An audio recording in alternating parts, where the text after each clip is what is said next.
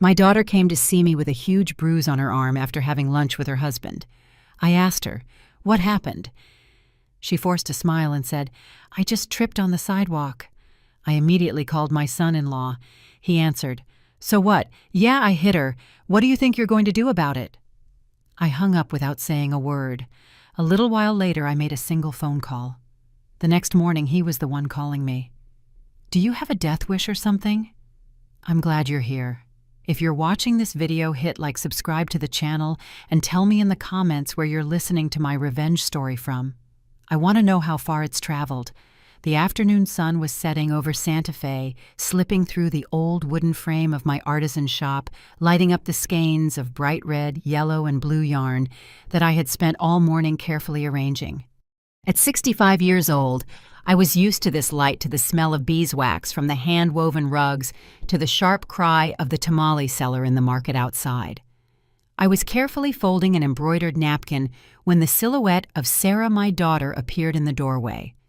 Sarah came in, her thin shoulders trembling slightly, though she tried to force a smile.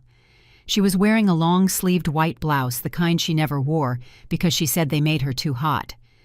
I looked up, about to ask her why she came so early, but I stopped short. When Sarah put her cloth bag on the table, her sleeve accidentally rode up, revealing a dark, ugly bruise like ink spilled on the pale skin of her wrist.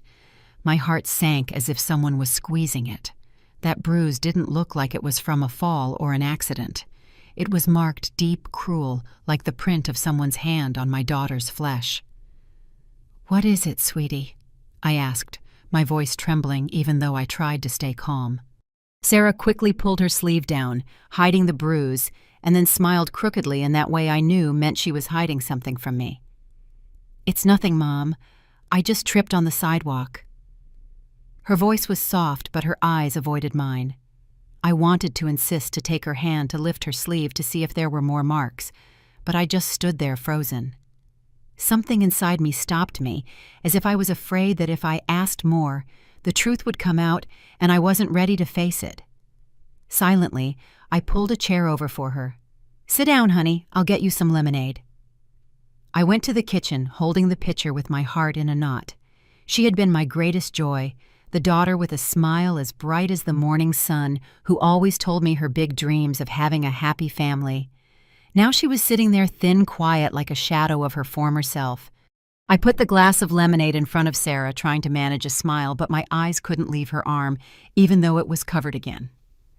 Suddenly, Leo, my 8-year-old grandson, ran into the shop and hugged my legs. "Grandma." Today, the teacher said my drawing was the best in the class. The boy chattered, on his bright eyes shining.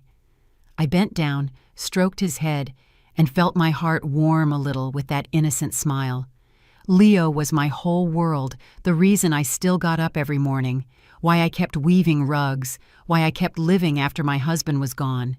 But not even Leo's smile could chase away the unease in my chest.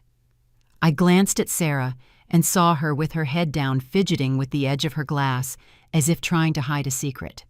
When Sarah got up to go to the kitchen for some sweet bread, I called Leo over and kept him close. I lowered my voice and asked him gently, "Was your dad angry today, my boy?" As soon as the question was out, I regretted it. Leo's bright eyes froze for a moment, and then he looked down at his worn-out little shoes. He didn't say anything. He just ran silently to a corner of the shop where I kept some old toys. My heart felt another squeeze. An 8-year-old boy doesn't know how to lie, and his silence was more terrifying than any word. I stood there, my hands gripping the edge of the table, trying not to shake. Sarah and her son stayed a little longer, and then she said she had to go back to Albuquerque to make dinner. I walked them to the corner, watching Leo take his mom's hand, hopping on the cobblestones. Sarah turned around and gave me a hug, but it was a cold hug, as if she was trying to keep her distance. When their figures disappeared around the corner, I went back to the shop, closed the door, and sat alone in the growing darkness. The colorful skeins of yarn now looked blurry, just like my mind at that moment. I didn't want to believe it, but I knew. The bruise on Sarah's arm wasn't from a fall, and Leo's silence was the confirmation I never wanted to hear. That night, I sat at the small dining table in my humble house, the yellowish light illuminating the peeling wall. I picked up the phone, my finger hesitating over the screen. Finally, I took a deep breath and dialed the number of Mark, the son-in-law I once trusted, to make my daughter happy. The phone rang 3 times, and then his voice boomed, polished and arrogant. "Mrs. Ramirez, what can I do for you?" I didn't beat around the bush. I got straight to the point. "What did you do to Sarah?" My voice sounded firmer than I expected, but inside my heart was pounding. There was a second of silence on the other end of the line, and then a mocking laugh as cold as a knife. "So what? Of course I hit her. And what are you going to do about it?" He said, each word a slap in the face. I wanted to scream at him, but I just hung up my hand, shaking with rage. I didn't want him to hear my voice break. I didn't want him to know how weak I felt. I got up, left my house, and went to Mrs. Davis's, my neighbor and friend for so many years. I pretended I needed to borrow some cornmeal, but really I just wanted to find someone to share the anguish that was choking me. As soon as she saw me, Mrs. Davis let me into her kitchen, her eyes full of concern. "I saw young Sarah crying alone outside the door this afternoon, Linda," she whispered, her voice as shaky as mine. "I called for her to come in, but she just shook her head and left." Her words were like adding more fuel to the fire burning inside me. I thanked her, took the bag of flowers she gave me, and went home, each step feeling as heavy as if I were carrying stones. In my small room, I lit a candle in front of the portrait of my husband Michael, who had left me 10 years ago. His black and white photo was still there on the small altar, his kind eyes looking at me. "Michael, if you were here, what would you do?" I whispered as tears rolled silently down my cheeks. I prayed not for myself, but for Sarah, for Leo, and for myself to have the strength to face whatever was coming. The candle flame flickered its weak light, illuminating his face, as if he were answering me with his silence. The next morning, I woke up earlier than usual. The sun hadn't yet bathed the cobblestone street of Santa Fe, but I was already in front of the mirror, smoothing my gray hair, tying my shawl tightly around my shoulders. I wanted to look strong, not for me, but for Sarah. She was standing in a corner of the room in her long-sleeved blouse, her eyes red but trying to smile. "Mom, you don't have to make a scene about this," she said in a little voice that seemed to beg me to stop. But I just shook my head and took her hand. "Come with me, Sarah. We can't let this go on." Inside me, a fire was smoldering, not of anger, but of love for my daughter, a love that nothing could extinguish. We walked into the police station in the center of town, where the smell of burnt coffee mixed with the squeak of a ceiling fan. Sarah walked behind me, head down, eyes fixed on the old tiled floor, as if she wanted to become invisible. I took her straight to the desk of Detective Miller, a man I'd known since my husband was alive. Back then, he'd come to our house for dinner laughing and chatting, and he even praised my cooking. But now, seeing the way he sat with one foot on his desk, looking at us like we were 2 strangers, I knew things wouldn't be easy.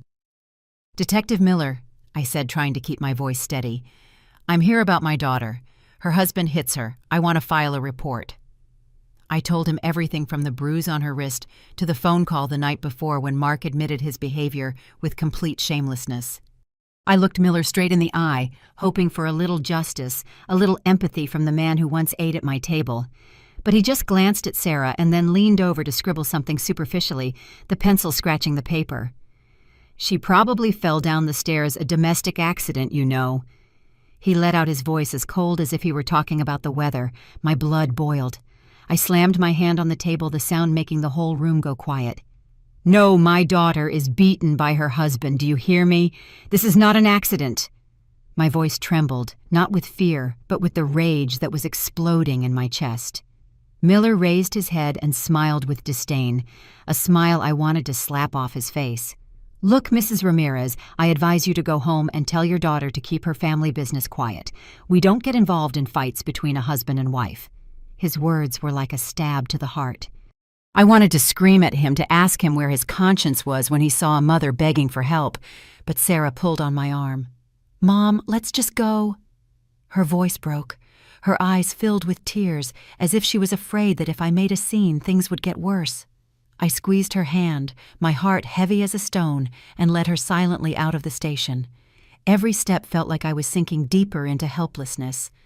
On the way back, I couldn't bear the feeling of failure that was choking me. I decided to stop by the office of Mr. Stevens, a well-known attorney in Santa Fe. I had heard he was sharp, that he had helped many people win important cases. If the police couldn't help, I hoped the law would be on my daughter's side. Stevens's office was in a new building with pristine white walls and gleaming glass doors. When we entered, the smell of expensive cologne and the hum of the air conditioning made me feel out of place. Me, an old woman who sold crafts, standing in the middle of a place where money and power reigned. I told him the whole story, from the bruise on Sarah's arm to Mark's brazen attitude. Stevens sat across from me, leaning back in his leather chair, slowly turning a gold ring on his finger, as if my story were just a piece of gossip. When I finished, he looked at me. Then he looked at Sarah with a cold gaze, as if he were weighing something. "Linda," he said slowly, "you have to understand that Mark has connections we don't want to mess with. If this becomes a scandal, the ones who will suffer the most will be Sarah and little Leo." His words were another slap, but this time it not only hurt, it made me feel small, powerless against the wall of power that Mark had built. Sarah sat next to me, her head bowed, her hands clasped tightly. I saw her shoulders tremble as if she were holding back tears. I wanted to hug her to tell her I wouldn't give up, but a lump formed in my throat. I had Sarah stand up, didn't say another word, and we left the office in a suffocating silence. Outside, the scorching midday sun of Santa Fe burned, but it was nothing compared to the fire of disappointment that burned inside me. That afternoon, I decided to go with Sarah to her house in Albuquerque. I wanted to see with my own eyes where my daughter lived, to understand why she insisted on hiding the truth from me. Sarah's house was on the outskirts, a large house that Mark had built with money from his construction company. But when we entered the yard, the air was so heavy I could barely breathe. Beatrice Carter Mark's mother was sitting in a wicker chair under the shade of an avocado tree, with a glass of juice in her hand and the expression of an arrogant queen. As soon as she saw us, she glared at us and said in a sharp voice, "Your daughter is good for nothing but living off my family. She can't even handle meals for her husband and son." Her words were like a knife in my heart. I wanted to talk back, to tell her it was her son who was destroying this family, but Sarah squeezed my arm tightly, her teary eyes begging, "Mom, please don't." She hugged Leo tightly, who hid behind her, looking at his grandmother with bewildered eyes.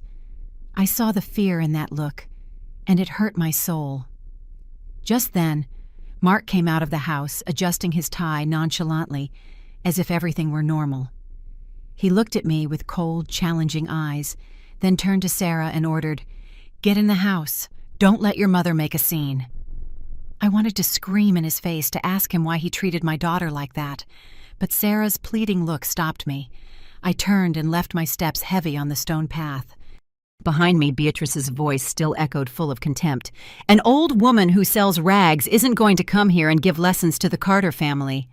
Her words were the final stab cutting deep into my pride. That night I returned to my small room in Santa Fe.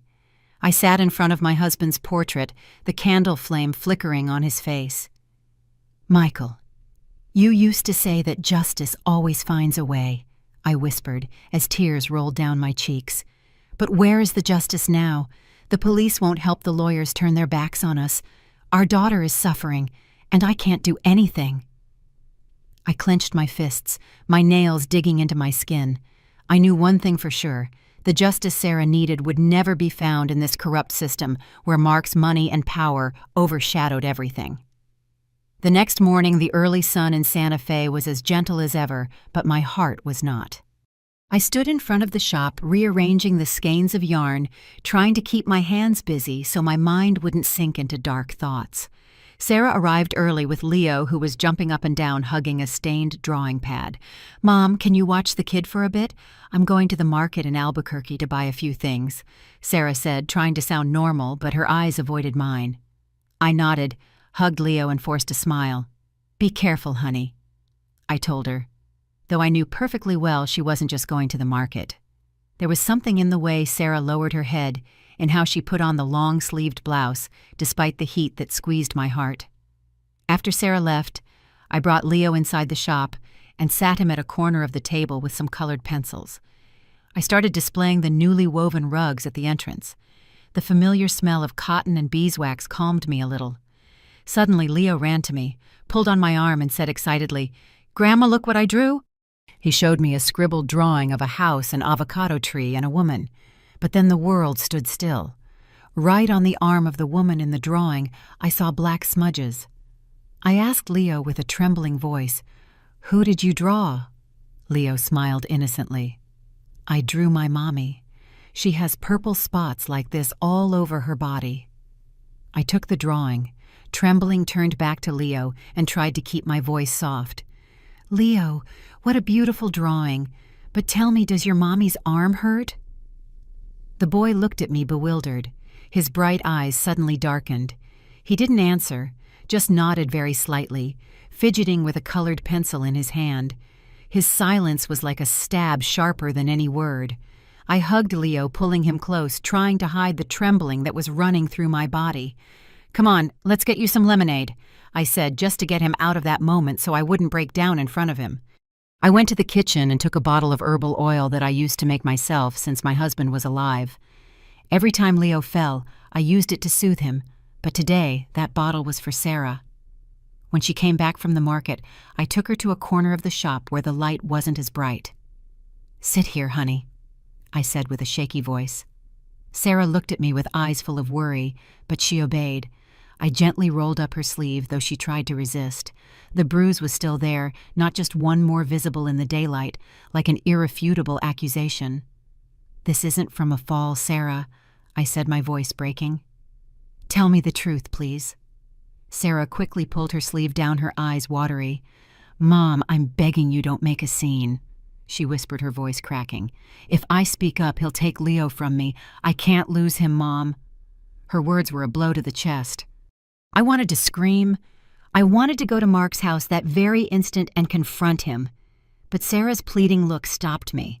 She burst into tears, her thin shoulders shaking uncontrollably, as if everything she had been holding back for so long was overflowing.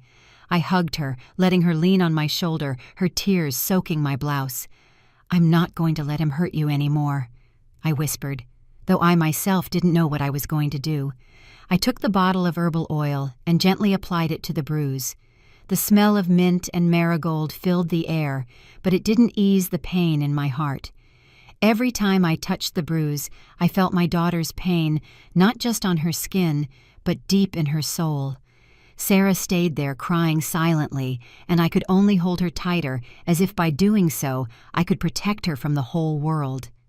Just then, Mrs. Davis, my neighbor, came into the shop with her market basket. She looked at Sarah, then at me, with an expression of compassion. "It's because of that Mark again, isn't it?" she asked in a low voice, as if afraid someone would hear her. "I heard them arguing very loudly last night. You could hear it from across the street."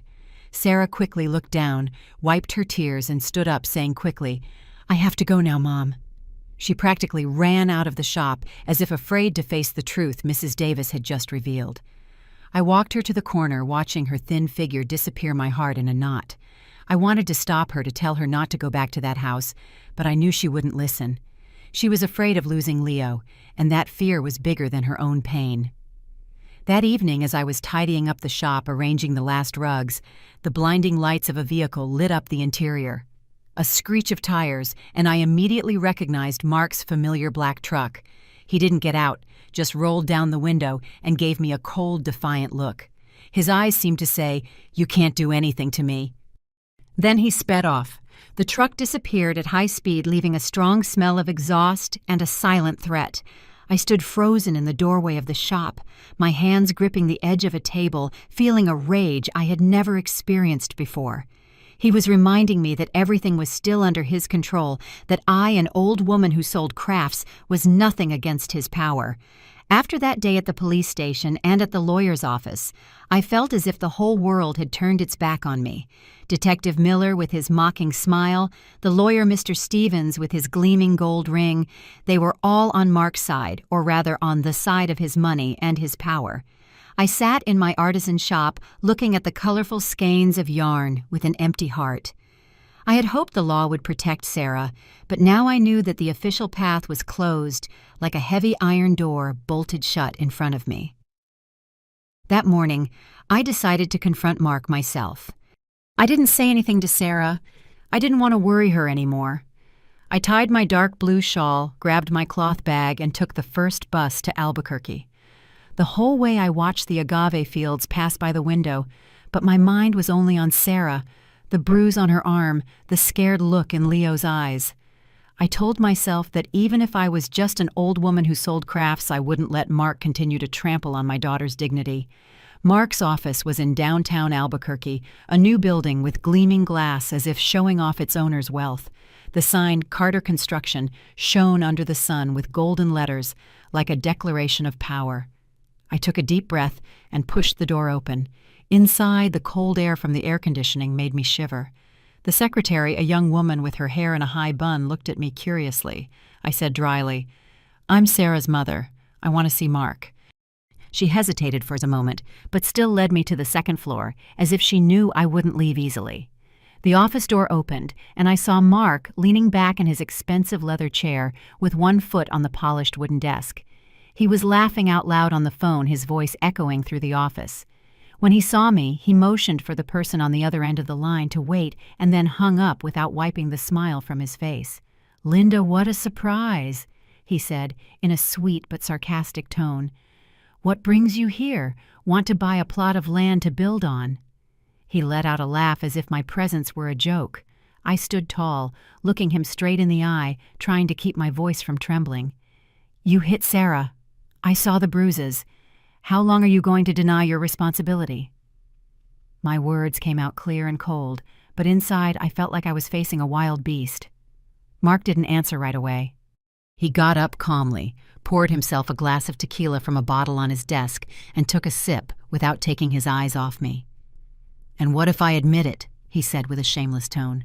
"What are you going to do to me? Miller is my guy. So is Stevens. Do you believe me, Linda?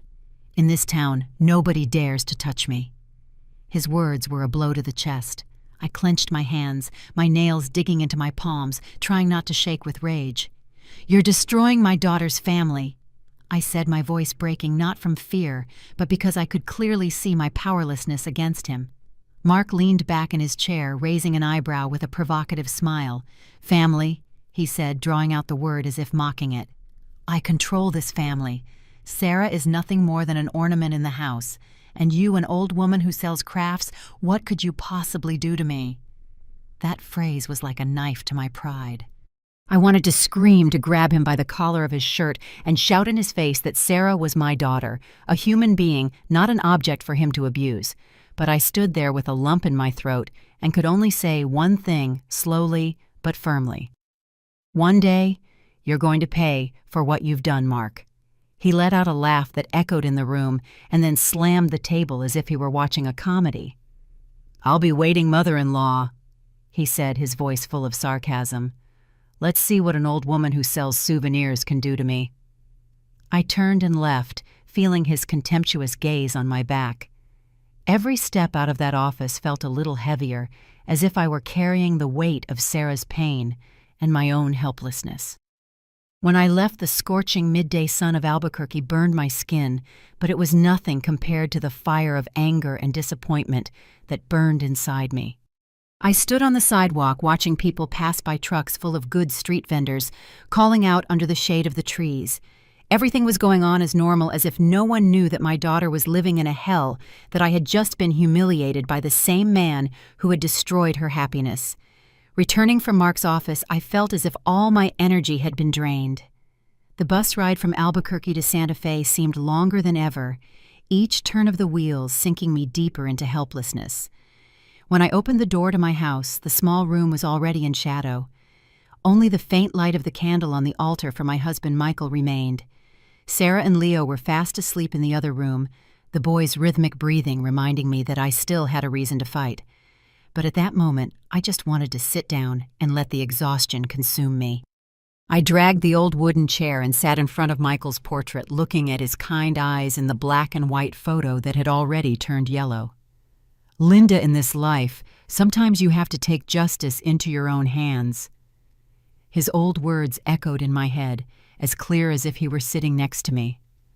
I opened the old wooden drawer where I kept Michael's memories. Among the old letters and a faded family photo, I found a yellowed piece of paper with the writing almost faded. It was the phone number of Frank Thompson, an old friend of Michael's, whom he had helped get out of an unjust trial more than 20 years ago.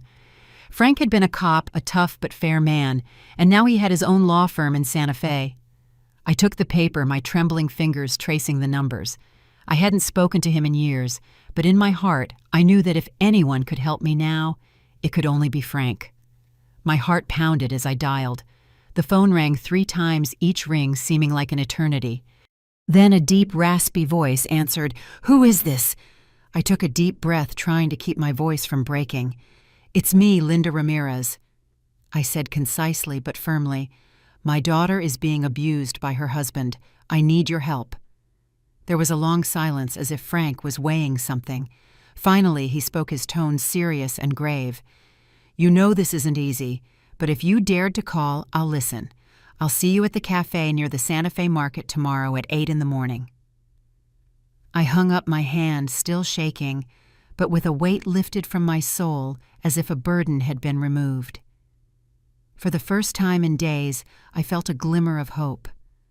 I couldn't sleep that night. The distant bark of a dog, the loud band music from a nearby cantina, everything seemed to stir the confused thoughts in my head. I sat at my embroidery table, trying to finish a napkin, but I pricked my finger with the needle and felt no pain. Each stitch was a reminder of Sarah, of the dark bruise on her arm, of Leo's scared look. I thought of Mark, of his mocking laughter, calling me an old woman who sells souvenirs. He thought I was weak, powerless, but he didn't know how strong a mother can be when she's cornered.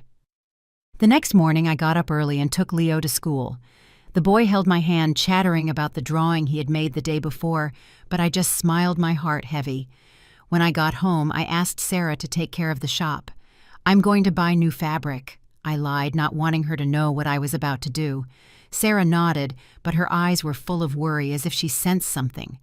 I put on my dark blue shawl, took my cloth bag, and walked to the small cafe on a corner of the Santa Fe market. The smell of roasted coffee and fresh bread filled the air, but I wasn't hungry. I just wanted to see Frank. I wanted to hear him say that there was still a way to save my daughter. Frank was already waiting in a corner of the cafe, wearing a dark jacket with a steaming cup of spiced coffee in front of him. He had aged a lot since the last time I saw him. His hair was almost completely white, but his gaze was still sharp, as if nothing could escape him. When he saw me, he nodded and motioned for me to sit. "Tell me everything, Linda," he said, his voice deep but warm. "Don't hide anything from me." I poured out my heart, every word tearing at my soul. I told him about the bruises on Sarah's arm, how she tried to hide them under long sleeves. I told him about Leo's silence, his scared look when I asked about his father. I told him about the call to Mark, his mocking laughter, his shameless challenge that I could do nothing to him. I told him about Detective Miller, who once ate at my house, but now turned his back on me, and about the lawyer Stevens with his threats that messing with Mark would harm Sarah and Leo. Finally, I told him about the confrontation in Mark's office, how he called Sarah an ornament and humiliated me as if I were worthless. Tears rolled down my cheeks, but I didn't wipe them away. I wanted Frank to see my pain, my desperation. Frank listened in silence, nodding, turning the coffee cup on the table. He didn't interrupt me, just listened. His eyes narrowed as if analyzing every detail. When I finished, he looked at me for a long moment and then said in a grave voice, "I owe Michael a favor. Back then, if it weren't for him, I would have lost everything. It's time to pay that debt." He paused. His gaze turned colder.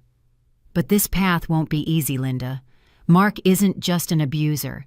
He has money, power, and a whole network that protects him. Are you ready?" I didn't answer right away. I held the hot coffee cup in my hands, feeling the heat spread through my cold fingers. That was my answer. A week after our meeting at the cafe, I lived in a state of constant tension. Every morning I opened the shop. I arranged the skeins of yarn.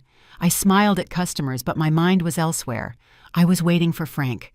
I was waiting for a sign that he had found a way to expose Mark.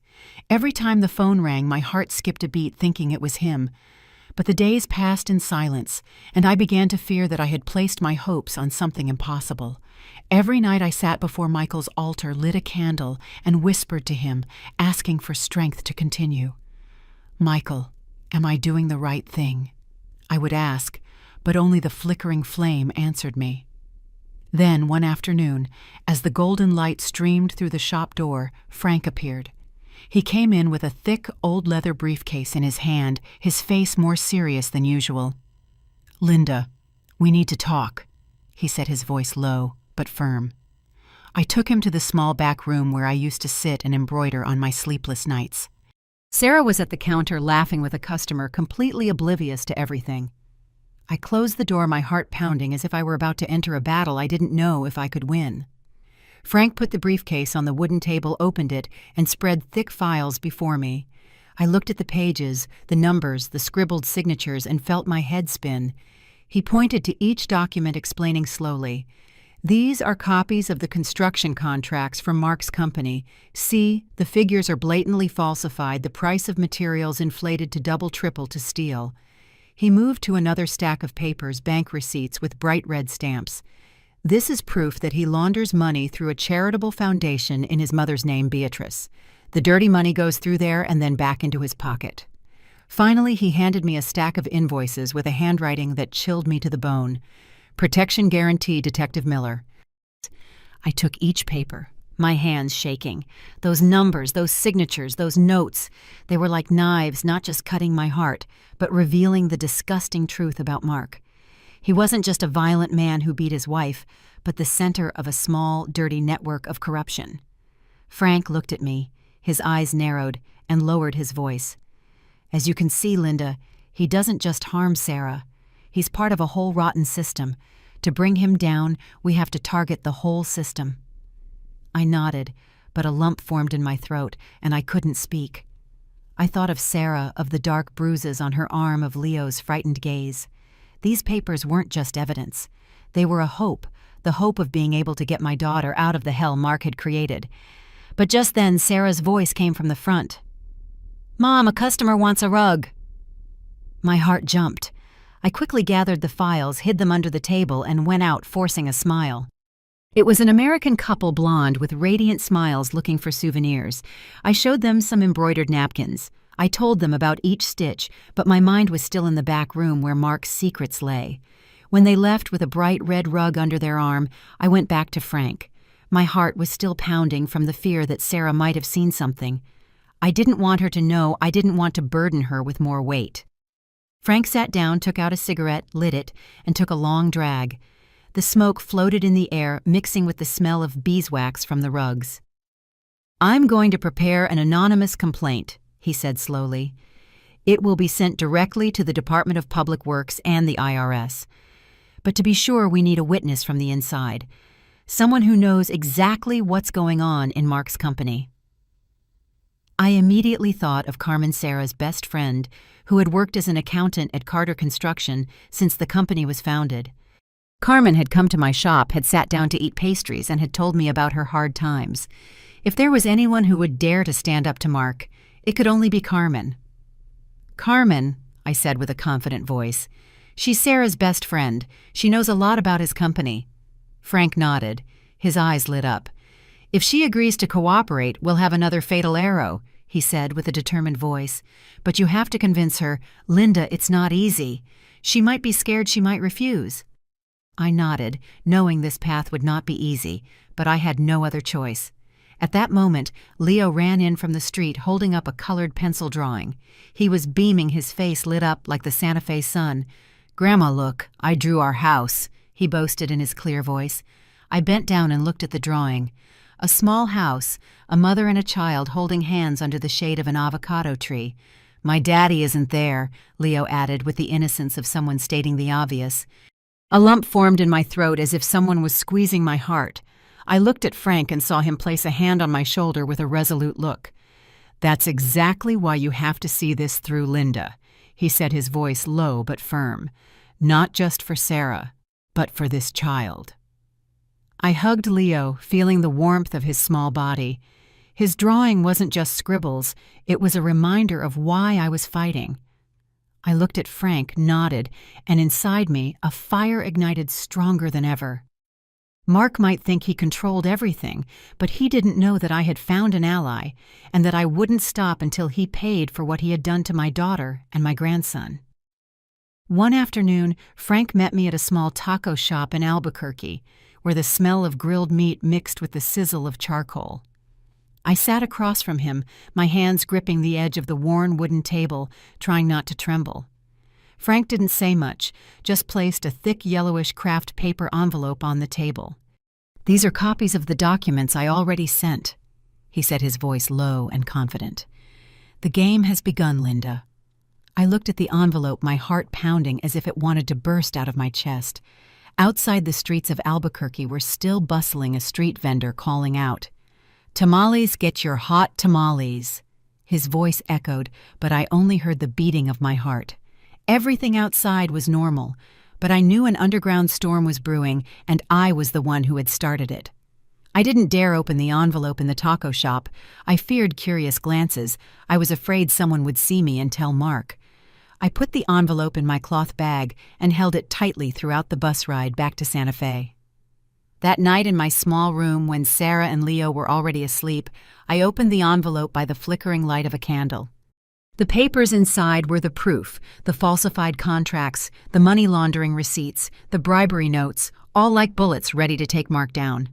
I read every line, my hands shaking, feeling a mixture of joy and fear. Joy because I finally had something to confront him with, and fear because I knew this path would be more dangerous than I imagined. 3 days later, the first rumors appeared. I was cleaning the shop when I heard Mrs. Davis, my neighbor, whisper to a customer, "They say the Carter Construction Company is involved in a huge embezzlement. Someone posted photos of the invoices online. The whole town is talking about it." I pretended to be busy rearranging some skeins of yarn, but my heart was pounding. I discreetly opened my phone and searched for an anonymous social media account. The images of the suspicious invoices, the fraudulent figures of the Carter Company, appeared clearly. I immediately recognized the documents Frank had shown me. He had acted, and the storm I was expecting had already begun to rise. The next morning, Sarah ran into the shop, her face pale and her phone in her hand. "Mom, look at this," she said, her voice alarmed. "They're saying that Mark embezzled money from the projects, that he even launders money. Is it true, Mom?" Sarah's eyes were red as if she had been crying. I took her hand, squeezed it tightly, and tried to make my voice sound calm. "You just worry about Leo," I told her, although I knew the truth. "Everything is going to be fine." But looking into her eyes, I saw a mixture of fear and hope. She didn't ask any more questions. She just nodded. But I knew she was holding back, trying to protect Leo from what was happening. In the Santa Fe market, the atmosphere began to change. The vendors whom I had known for decades began to whisper. "They say Linda's son-in-law not only hits his wife, but he's also corrupt," a vegetable seller whispered as I passed by her stall. I pretended not to hear. I bent down to choose some potatoes, but my heart was beating like a war drum. I didn't know whether to feel pride or fear. Pride because Mark's secrets were coming to light, and fear because I knew he wouldn't just stand by. He would seek revenge, and I was afraid that Sarah and Leo would be the ones to pay the price. A week later, while I was dusting a shelf, a young woman entered the shop. She was wearing a white blouse, her hair pulled back in a high bun, and a microphone in her hand, followed by a man with a camera. "Mrs. Ramirez," the young woman said, her voice soft but incisive. "I'm Anna Mendez, a reporter for the Albuquerque television channel. There are rumors that your son-in-law commits domestic violence. Could you confirm this?" I looked at the young woman and then directly into the camera lens. For a moment, I wanted to tell everything, that Mark not only beat my daughter, but was a corrupt man, a destroyer of families. But then I remembered Sarah, her pleading gaze, Leo playing in a corner of the shop.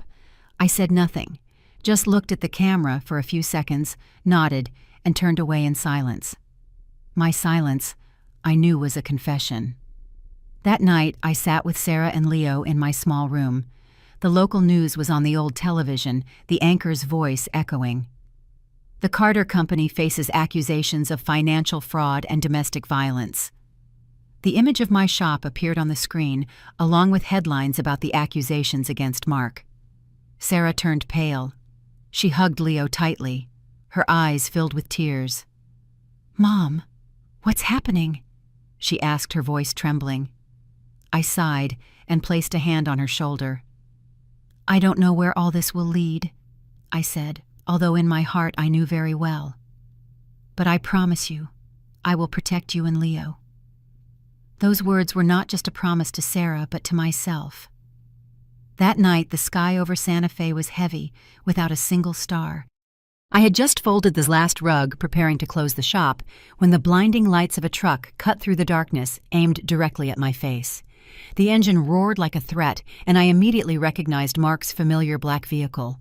My heart pounded not with fear, but because I knew this moment would come sooner or later. I stood tall, my hands gripping the edge of a wooden table, trying not to tremble. After the rumors and the articles about Carter Construction, I knew he wouldn't stay quiet. Mark got out of the truck, his shirt wrinkled, his hair disheveled, and his eyes bloodshot like a cornered beast. He slammed the door shut, the sound echoing in the small alley, making some nearby dogs bark frantically. "You're behind all this, aren't you, old woman?" he shouted, his voice hoarse and full of rage. "All that dirty news, you started it." His words were like a stab, but I didn't flinch. I had already faced him once in his office, and this time in front of my own shop, I wouldn't let him see me as weak. Before I could answer, Sarah ran out of the house, her face pale and her eyes filled with panic. "Mark, don't make a scene here," she pleaded, her voice trembling. "Leo is inside." I saw the fear in my daughter's eyes, the way she clung to the doorframe, as if trying to prevent the world from collapsing. I gently pushed Sarah back inside and whispered, "Go inside, honey, I'll handle this." She shook her head, tears streaming down her cheeks, but I looked at her firmly, and she finally backed away, hugging the doorframe as if it were her only support. I went out and faced Mark. He was there, tall and arrogant, but I could see the panic in his eyes. The rumors and articles had made him lose control, and I knew it was time to be stronger than ever. I took a deep breath and said slowly but firmly, "It wasn't me, Mark. It was justice. You thought you could hide the truth in plain sight, but the truth always finds a way out." My words came out clearly, like every stitch I embroidered on my napkins, sharp and irrevocable. He roared and moved closer, just an arm's length away. "You're going to regret this," he shouted, his voice trembling with rage. "I'm going to make you lose this shop, lose all your honor in this town." His threat was like an icy wind, but I stood firm, not backing down. I thought of Sarah, of the bruises on her arm, of Leo's drawing without a father figure. "You lost your honor a long time ago, Mark," I said with a glacial calm, "and I'm just an old woman who sells crafts, but I won't let you keep hurting my daughter." The neighbors started peeking out of their windows, the lights of nearby houses illuminating the alley. I saw some of them raise their phones recording the scene. Mark noticed. His gaze swept over the crowd, and I saw the panic in it. He cursed. He turned furiously towards his truck and slammed the door shut. The tires screeched on the cobblestones as he sped away, leaving a strong smell of exhaust and a tense air. I stood there, watching the truck disappear into the distance, feeling a relief mixed with a heavy worry. He was losing control, but I knew he was still dangerous. Sarah collapsed in the doorway, covering her face with her hands, sobbing uncontrollably. Her crying broke my heart. I knelt down, helped her up, and hugged her tightly. "You have to be strong," I told her in a low voice, although I was holding back tears myself. "This is just the beginning, Sarah. I won't let him win." She nodded, but I felt her body tremble, as if she were in the middle of a storm without knowing where to go. When Sarah went inside to hug Leo, who was fast asleep, I stayed at the door looking at the night sky. Dark clouds covered the moon, but I saw a figure standing under the light of a distant street lamp. It was Frank. He approached, his eyes sharp, but with a glimmer of satisfaction. "Well done, Linda," he whispered. "He's losing control. The angrier he gets, the more mistakes he'll make." I nodded without saying anything, but in my heart I knew one thing for sure. The real storm was about to break, and I was ready to face it. After the night Mark came to make a scene in front of the shop, I couldn't sleep a wink. The wind whistled through the cracks of the old wooden door, a dog barked in the distance, and my own heart was beating so hard it felt like it would burst out of my chest. The next morning, as the first rays of sun appeared, Frank knocked on the door. He came in with a small USB drive and a thick stack of documents in his hand, his face serious, but with a spark of determination in his eyes. I invited him to sit, served him a cup of black coffee, but my hands were shaking so much that I spilled a few drops on the table. Frank didn't mind. He put the drive and the documents on the table and said slowly, "These are the final proofs, Linda. The fake contracts, the bank accounts, and the names of Mark's relatives, and the shady transactions he thought no one would discover. With this, he has no escape." I looked at the stack of documents, the numbers, the signatures, and the scribbled notes, as if they were daggers piercing my heart. This was not just proof of corruption, but the truth about who Mark was, a man who not only hurt my daughter, but ruined many others to satisfy his greed. "What do we do now?" I asked, my voice hoarse from lack of sleep. Frank smiled ironically, but also with confidence. "We'll make him dig his own grave," he said with a cold look. "He'll have to face the truth, not before you, but before the whole world." That afternoon, while I was cleaning the shop, the phone rang. Mark's number appeared on the screen, and I felt my heart stop. I took a deep breath and answered. His voice sounded hoarse, with no trace of his previous arrogance. "What do you want? Just say it. Money. An apology. I'll do whatever it takes. Just stop this." I heard the desperation in his voice, but it didn't soften me. I thought of the bruises on Sarah's arm, of Leo's scared look, of the nights I prayed at Michael's altar. "I want the truth," I replied, my voice firm. "You're going to confess everything, not to me, but in front of everyone." I hung up before he could say anything else, my heart pounding, but feeling a great relief, as if a huge stone had been lifted from my chest. That night, Frank and I met with Ana Mendez, the reporter who had come to my shop in a small bar on the outskirts of Santa Fe. The place was almost empty. Only soft mariachi music could be heard, and it smelled of beer. Anna was sitting in a corner, her hair pulled back, a recorder in her hand, and a look that was both curious and cautious. I gave her the entire file Frank had prepared, each page like a piece of the truth about Mark. She reviewed it, glancing at each document, and then sighed, saying in a low voice, "If I publish this, the whole town will be shaken, Linda. Are you sure you want to go through with this?" I looked her straight in the eye without hesitation. "I've come too far to stop now," I said. "My daughter deserves to be free, and this truth has to come out." The next morning I woke up early, made coffee, but couldn't take a sip.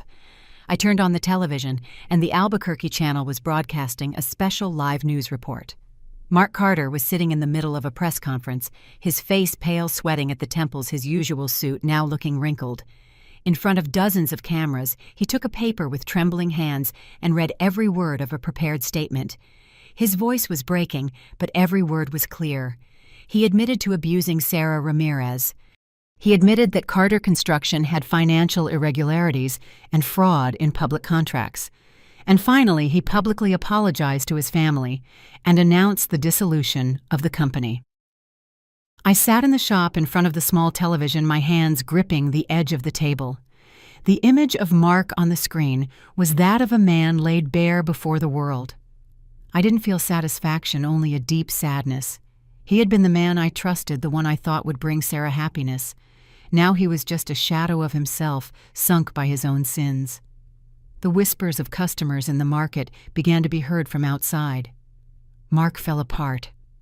Who would have thought he was so violent? Now he's lost everything. I listened, but didn't respond. I just looked silently at Sarah, who was sitting next to me. She was hugging Leo tightly, tears rolling silently down her cheeks. Leo looked at his mom confused and then turned to me and asked, "Grandma, Daddy's not coming back, is he?" I pulled the boy towards me. Didn't answer, just stroked his head. Sarah whispered with a broken voice, I'm finally free, Mom." Her words were like a knife, painful and liberating at the same time. I hugged Sarah, feeling her thin body tremble in my arms. "I promise I'll always be here," I said in a hoarse voice. "Whatever happens, I will protect you and Leo." A few weeks after the day Mark was forced to confess on television, Sarah's life and mine began to find some peace, even if it was as fragile as a candle flame in the wind. The court resolved the case faster than I expected. One morning, Sarah and I were in the small courtroom in Santa Fe, where light streamed through the high windows illuminating the old tiled floor. The judge, a woman with a stern face, declared Sarah divorced and granted her full custody of Leo. Hearing those words, Sarah squeezed my hand, tears rolling down her cheeks, but this time they were tears of liberation. I hugged my daughter, feeling her thin body tremble in my arms. "Mom, I can't believe this day has come," Sarah whispered, her voice breaking. I just held her tighter, saying nothing, because in my heart joy was mixed with the pain of the past months. Mark was banned from working in the construction sector, a severe blow to the empire he once took pride in. All his assets were frozen for investigation, and I heard he had to sell his large house in Albuquerque to pay off debts. His mother Beatrice, who used to sit arrogantly in her wicker chair criticizing my daughter, had left town quietly. One afternoon, Mrs. Davis told me she had been seen at the bus station with a single old suitcase as luggage, her face gaunt with no trace of her former pride. I didn't feel satisfaction, just a vague sadness. She had been the mother of the man I trusted to protect Sarah. But now she too was just part of a painful past. Detective Miller and the lawyer Stevens didn't escape this storm either. The press reported that federal authorities had opened an investigation, and images of both men being escorted away, their faces distraught, appeared in all the local newspapers. I saw those photos in the shop when a customer forgot his newspaper on a table. Miller, who had mocked me when I begged for justice, now had his head bowed and his wrists handcuffed. Stevens, with his gleaming gold ring, now looked like a defeated man. I didn't smile, I didn't say anything. I just folded the newspaper in silence. Justice, though late, had finally found its way. With Frank's silent help, Sarah found a new job at a prestigious accounting firm in Santa Fe. The day she received the offer letter, she ran to the shop and hugged me with shining eyes. "Mom, they hired me," she said, her voice full of emotion, as if a part of the old Sarah, the young woman full of dreams, was returning. I hugged her, tears rolling down my cheeks, but this time they were tears of happiness. "You make me so proud," I told her, although a lump formed in my throat. I knew the road ahead wouldn't be easy for Sarah, but she had a new beginning, a chance to rebuild her life and Leo's. I returned to my quiet life in the artisan shop. Every morning I opened the door, arranged the skeins of yarn-wove rugs, and chatted with customers as before. But now I had Leo by my side. The boy used to run to the shop after school with his scribbled drawings and a radiant smile. One afternoon I taught Leo how to make his first stitches on a small piece of fabric. He held the needle awkwardly, the stitches crooked, but he laughed out loud and said, "Grandma, when I grow up, I'm going to draw more colors on your napkins." His innocent words were like a fresh breeze dispelling the heavy days. I stroked his head and smiled. "If you embroider better than me, I'll leave you the whole shop." Leo laughed heartily, and at that moment I felt my heart lighter than ever. One afternoon, while I was hanging a newly woven rug at the entrance of the shop, Ana Mendez passed by. She was wearing a white blouse, her hair pulled back, and the same radiant smile as the first time I saw her.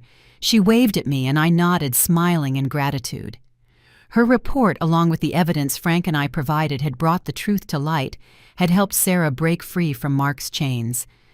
I didn't say anything, but inside I was grateful to her and to Frank, the people who stood by my side in this fight. At night, I returned to my small room where the candle flame in front of Michael's altar was still flickering. I lit an incense stick, the copal scent spreading, bringing a peace I hadn't felt in a long time. I looked at Michael's kind eyes in the photo and whispered, "Justice may take time, but it finally came, my love, and no one has the right to trample on our daughter's dignity." I closed my eyes, feeling the soft night breeze move the curtain.